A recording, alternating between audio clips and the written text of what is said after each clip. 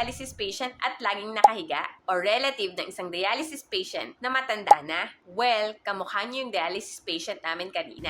As per her daughter, lagi daw masakit ang buong katawan ni patient. Kaya naman, tinanong ko kung saan at bakit. Napag-alaman ko na kaya pala laging masakit ang katawan ni patient ay lagi lang siyang nakahiga sa bahay. Alam nyo ba na pag hindi nyo ginagalaw o ginagamit ang inyong bones and muscle, it can cause stiffness at pain in the long run. You can have muscle loss that can increase your risk for fall.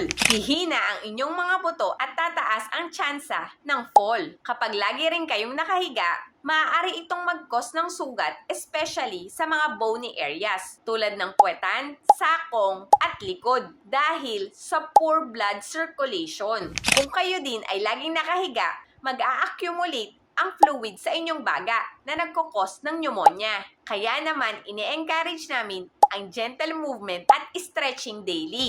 Umupo sa inyong kama at itaas ibaba ang inyong braso at ang inyong binti at igalaw ang inyong mga katawan. Maganda rin kumuha ng bote ng tubig kahit 500 ml upang magkaroon ng weights o bigat habang kayo ay nag-eehersisyo. Tumagili din every 2 hours upang ma-release ang mga pressure sa inyong mga buto. Maaari din gumamit ng pillow upang masuportahan ang inyong mga joints. A gentle massage can increase your blood circulation at kung kaya ay kumonsulta sa mga physiotherapists upang kayo ay ma-assist. I-comment nyo naman dyan sa baba kung ano rin ang inyong mga ginawa upang kayo ay lumakas muli. Ayun lang po muna. Please like, share, and follow nyo na rin. See you around mga kabato.